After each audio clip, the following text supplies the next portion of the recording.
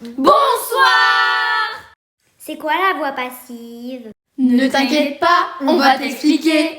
Lorsque l'on veut connaître la voix d'un verbe, on doit tout d'abord identifier si dans la phrase le sujet fait l'action ou s'il subit l'action. S'il fait l'action, c'est que le verbe est à la voix active. Exemple, Timothée regarde la télévision.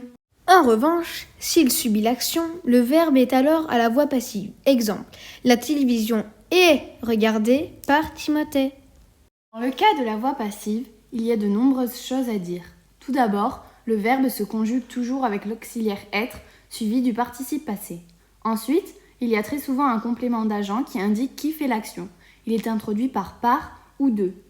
Par exemple, Lucille et Tom sont interrogés par le professeur est donc le complément d'agent. Passons à la transformation passive. Quand on transforme une phrase active à la voix passive, le sujet devient le complément d'agent et le COD devient le sujet. Par exemple, Victor a réalisé cette rédaction, se transforme en cette rédaction a été réalisée par Victor. Victor est le sujet qui a été transformé en complément d'agent, introduit par. Et cette rédaction est le COD qui a été transformé en sujet, ce qui donne cette rédaction a été réalisée par Victor. Quand on transforme une phrase passive à la voix active, le complément d'agent devient le sujet et le sujet devient le COD. Par exemple, la mère d'Enzo est déçue de son comportement, se transforme en son comportement déçoit la mère d'Enzo.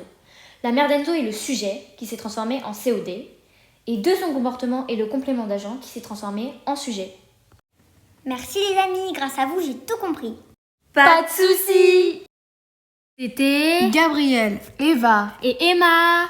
Merci d'avoir regardé et au revoir.